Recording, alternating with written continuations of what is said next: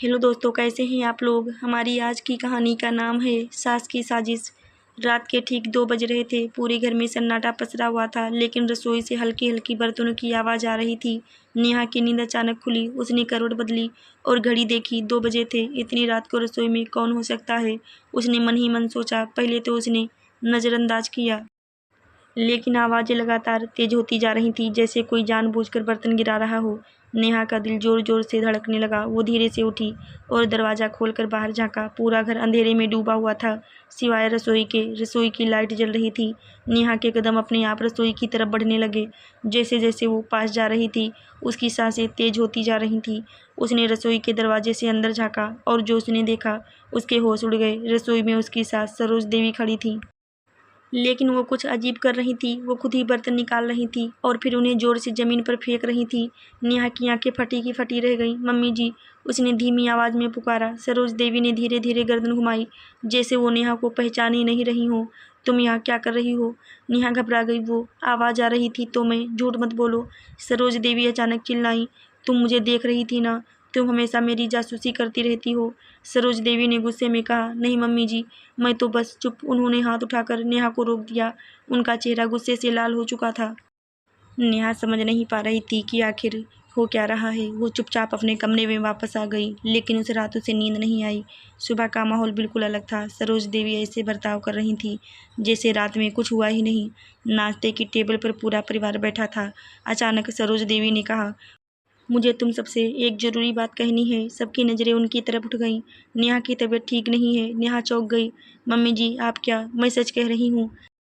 सरोज देवी ने बात काट दी। रात को ये रसोई में आकर बर्तन फेंक रही थी और खुद से बातें कर रही थी। नेहा के हाथ से चाय का कप गिरते गिरते बचा। ये झूठ है, उसने तुरंत कहा। झूठ?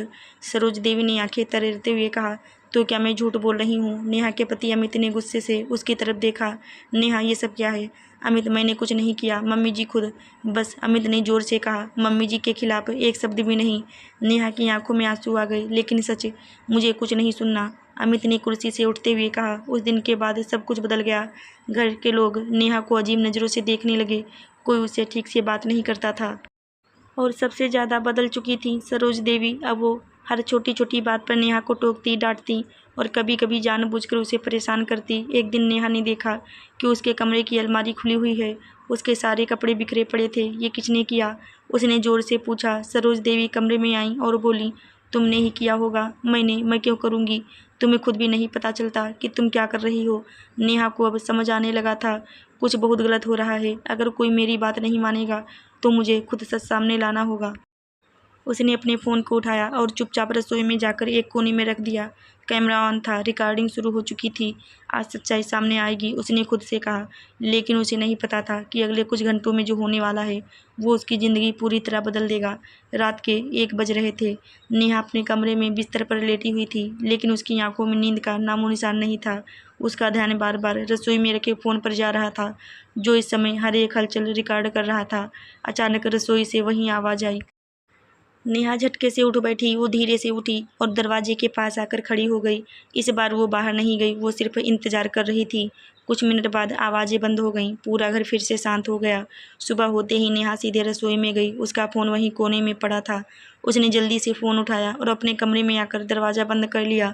उसने रिकॉर्डिंग खोली। वीडियो चलने लगा। पहले कुछ मिनट तक सब शांत था, फिर रसोई का दरवाज़ा धीरे धीरे खुला। नेहा की सांस थम गई। कैमरे में साफ दिख रहा था, सरोज देवी अंदर आईं। वो बिल्कुल वैसे ही कर रही थी जैसा नेहा ने पिछली रात देखा था, बर्तन निकालना और उन्हें जोर से फेंकना। लेकिन इस बार कुछ अलग था। वीडियो में सरोज देवी खुद से बातें भी कर रही थी। आज भी सब उसी पर डाल दूंगी, देखती हूँ कब तक बचती है। नेहा के हाथ से फ़ोन गिरते गिरते बचा। ये क्या? अचानक वीडियो में एक और परछाई दिखी। कोई और भी रसोई के दरवाजे के पास खड़ा था। नेहा ने वीडियो को पीछे किया, फिर से देखा। इस बार उसने ध्यान से देखा। वो अमित था, उसका पति। नेहा का दिल जैसे रुक गया। वीडियो में अमित धीरे से अंदर आया। माँ, बस करिए, कहीं सच में पकड़ी गई तो। सरोज देवी हंस पड़ी। डर मत, वो लड़की खुद ही पागल साबित हो रही है। कुछ दिन और, फिर इसे यहाँ से निकाल देंगे। नेहा की आंखों से आंसू बहने लगे। अमित, तुम भी। वीडियो आगे चलता रहा। अमित ने खुद कुछ बर्तन उठाकर फेंके, फिर दोनों ने मिलकर रसोई को बिखेर दिया। और जाते जाते अमित ने कहा, कल पापा के सामने भी बोल देंगे, फिर इसे डॉक्टर के पास भेज देंगे। सरोज देवी ने सिर हिलाया। हाँ, पागल खाने भेज देंगे इसे। नेहा वहीं बैठ गई जिस पति पर उसे सबसे ज़्यादा भरोसा था, वहीं उसके खिलाफ साजिश कर रहा था। कुछ देर बाद नेहा ने अपने आंसू पोंछे। अब खेल खत्म, नाश्ते का समय। पूरा परिवार टेबल पर बैठा था। सरोज देवी ने फिर वही नाटक शुरू किया। मुझे लगता है अब नेहा को डॉक्टर को दिखाना पड़ेगा। अमित ने भी हामी भरी। हाँ पापा, ये अब कंट्रोल से बाहर हो रही है। नेहा चुपचाप खड़ी थी, फिर उसने धीरे से कहा, डॉक्टर के पास तो जाना ही चाहिए। सब उसकी तरफ देखने लगे, लेकिन उससे पहले एक चीज़ सबको देखनी चाहिए। नेहा ने अपना फ़ोन निकाला। अमित का चेहरा एकदम बदल गया। क्या दिखाना है? उसने घबराकर पूछा। नेहा ने बिना कुछ बोले वीडियो चला दिया। जैसे जैसे वीडियो आगे बढ़ता गया, घर के हर सदस्य के चेहरे के रंग उड़ते गए। सरोज देवी की मुस्कान गायब हो चुकी थी। अमित के माथे पर पसीना आ गया। ये सब क्या है? नेहा के ससुर ने गुस्से में पूछा। अमित कुछ बोल नहीं पाया। सरोज देवी ने संभालने की कोशिश की। ये एडिट किया हुआ है। बस कीजिए मम्मी जी, नेहा पहली बार जोर से बोली। अब और झूठ मत बोलिए। आप लोग मुझे पागल साबित करना चाहते थे ताकि मुझे इस घर से निकाल सकें, लेकिन अब सच सबके सामने है। अमित ने गुस्से में कहा। तो क्या हुआ? तुम इस घर में रहने लायक नहीं हो। ठीक है, मैं खुद चली जाऊंगी, लेकिन अब ये घर भी पहले जैसा नहीं रहेगा।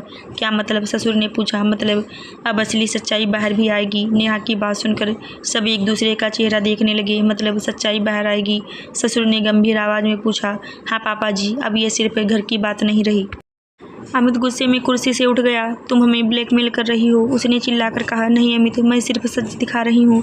सरोज देवी ने बात संभालने की कोशिश की। देखो बहू, घर की बातें घर में ही अच्छी लगती हैं। तुम ये सब बाहर ले जाओगी तो बदनामी होगी। बदनामी? वो तब नहीं सोचा आपने जब मुझे पागल बनाने की साजिश कर रही थी। सरोज देवी चुप हो गई। अचानक नेहा ने एक और झटका दिया। वैसे ये वीडियो सिर्फ मेरे फ़ोन में नहीं है। अमित चौंक गया। क्या मतलब? मैंने इसे पहले ही अपने मायके और एक दोस्त को भेज दिया है। अमित के पैरों तले जमीन खिसक गई। तुम ऐसा नहीं कर सकती। अब मैं सब कर सकती हूँ। फिर ससुर ने गहरी सांस। अमित ये सब क्या है? अमित नजरें झुकाकर खड़ा रहा। सरोज देवी भी अब चुप थी। नेहा ने धीरे धीरे अपनी बात शुरू की। मैं इस घर में आई थी एक नए जीवन के सपने लेकर, लेकिन यहाँ मुझे क्या मिला? झूठ, साजिश और अपमान। मैंने सब सहा क्योंकि मुझे लगा परिवार है, ठीक हो जाएगा, लेकिन आपने तो मुझे पागल साबित करने की ठान ली थी। ससुर का चेहरा शर्म से झुक गया। बहू, मुझे नहीं पता था ये सब। नेहा ने उनकी तरफ देखा। अब पता चल गया है पापा जी। अमित ने आखिरी कोशिश की। देखो नेहा, गुस्से में फैसले मत लो। हम बात करके अब बात करने के लिए कुछ बचा ही नहीं है। नेहा ने बीच में रोक दिया। नेहा ने अपना बैग उठाया। मैं जा रही हूँ। सरोज देवी ने डरते हुए पूछा। कहाँ जाओगी? वहीं जहाँ मुझे इज्जत मिले। जैसे ही वो दरवाजे की तरफ बढ़ी, अमित ने उसका हाथ पकड़ लिया। नेहा प्लीज़ मत जाओ। नेहा ने उसका हाथ झटक दिया। अब ये हक तुम खो चुके हो। नेहा दरवाजे तक पहुंची, लेकिन फिर रुकी। उसने पीछे मुड़कर देखा और कहा, वैसे एक बात और है। आप लोग सोच रहे होंगे कि मैं बस वीडियो के दम पर जा रही हूँ, लेकिन सच्चाई इससे भी बड़ी है। अमित के चेहरे पर डर साफ दिखने लगा। क्या मतलब? मतलब ये साजिश सिर्फ मुझे निकालने के लिए नहीं थी, इसके पीछे एक और कारण था। कौन सा कारण? ससुर ने पूछा। नेहा ने अमित की तरफ देखा और बोली, आपका बेटा दूसरी शादी करना चाहता था। जैसे ही शब्द निकले, घर में जैसे भूचाल आ गया। क्या? ससुर जोर से चिल्लाए। अमित के चेहरे का रंग उड़ चुका था। ये झूठ है, उसने घबराकर कहा। नेहा ने तुरंत फ़ोन निकाला और एक और रिकॉर्डिंग चला दी। इस बार आवाज़ साफ थी। अमित अपने दोस्त से बात कर रहा था।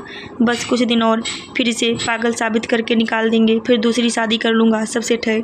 सरोज देवी कुर्सी पर बैठ गई। अमित, उनकी आवाज़ गूंज उठी। नेहा ने कहा, अब सच पूरी तरह सामने है, अब फैसला आपका है। इतना कहकर नेहा ने दरवाज़ा खोला और इस बार बिना पीछे देखे घर से बाहर निकल गई। दरवाज़ा बंद होने की आवाज़ पूरे घर में गूंज गई। नेहा जा चुकी थी, लेकिन उसके जाने के बाद जो सन्नाटा छाया वो पहले से ज़्यादा भारी था। ससुर कुर्सी पर बैठ गए, उनके हाथ काँप रहे थे। अमित, ये सब सच है? अमित चुप था, उसके पास अब कोई जवाब नहीं बचा था। अचानक थप्पड़ ससुर का हाथ उठा और सीधे अमित के गाल पर पड़ा। शर्म नहीं आई तुम्हें? वो गुस्से में चिल्लाए। अपनी ही पत्नी के साथ इतना बड़ा धोखा। सरोज देवी भी अब रोने लगी थी। मैंने तो बस अपने बेटे का साथ दिया, मुझे लगा बहू ठीक नहीं है। बस कीजिए, आपने ही इसे बिगाड़ा है। घर का माहौल पूरी तरह बदल चुका था। जहाँ पहले नेहा अकेली थी, अब सच सामने आने के बाद अमित और उसकी माँ अकेले पड़ चुके थे। उधर नेहा अपने मायके पहुँच चुकी थी। दरवाज़ा खुलते ही उसकी माँ ने उसे गले लगा लिया। क्या हुआ बेटा? उन्होंने घबराकर पूछा। नेहा खुद को रोक नहीं पाई, वो फूट फूट कर रोने लगी। माँ, सब खत्म हो गया। उसके पिता ने भी उसे सहारा दिया। नहीं बेटा, सब खत्म नहीं हुआ, अब तेरी नई शुरुआत होगी। कुछ दिन बीत गए। नेहा धीरे धीरे समझने लगी, लेकिन उसने एक बड़ा फैसला ले लिया था। एक दिन नेहा सीधे पुलिस स्टेशन पहुंची। मुझे शिकायत दर्ज करनी है। पुलिस ने उसकी पूरी बात सुनी और उसके पास जो वीडियो और रिकॉर्डिंग थी उन्हें देखकर सब समझ गए कि मामला गंभीर है। उधर घर पर पुलिस पहुंची। अमित और सरोज देवी दोनों हैरान रह गए। आपको थाने चलना होगा, पुलिस ने सख्ती से कहा। सरोज देवी रोने लगी। हमसे गलती हो गई, लेकिन अब बहुत देर हो चुकी थी। अमित ने ससुर की तरफ देखा। पापा कुछ कीजिए, अब मैं कुछ नहीं कर सकता। जो किया है उसकी सजा भुगतो। कुछ ही दिनों में अमित की दूसरी शादी का सच, उसकी साजिश और नेहा के साथ किया गया अन्याय सबके सामने आ गया। नेहा ने भी कोर्ट में केस दायर किया। कुछ महीनों बाद कोर्ट का फैसला आया। जज ने साफ कहा, किसी महिला को मानसिक रूप से प्रताड़ित करना और उसे पागल साबित करने की साजिश करना गंभीर अपराध है। अमित और सरोज देवी दोनों को सजा सुनाई गई। नेहा कोर्ट के बाहर खड़ी थी। उसकी आंखों में आंसू थे। उसकी माँ ने उसका हाथ पकड़ा। अब क्या सोच रही है बेटा? मैं अपनी ज़िंदगी अपने तरीके से जीऊँगी। कुछ समय बाद नेहा ने एक छोटा सा काम शुरू किया। वो अब उन महिलाओं की मदद करने लगी जो घरेलू अत्याचार का शिकार थीं। लोग उसे एक नई पहचान से जानने लगे। कमज़ोर बहू नहीं, एक मजबूत महिला। और एक दिन जब उसने आईने में खुद को देखा तो उसे पहली बार लगा वो हार नहीं गई, बल्कि सही समय पर जीत गई। आशा करती हूँ दोस्तों आपको हमारी कहानी ज़रूर अच्छी लगी होगी। कहानी अच्छी लगी हो तो मेरे चैनल को लाइक शेयर सब्सक्राइब ज़रूर करें। फिर मिलते हैं दोस्तों अगली कहानी में। तब तक के लिए धन्यवाद।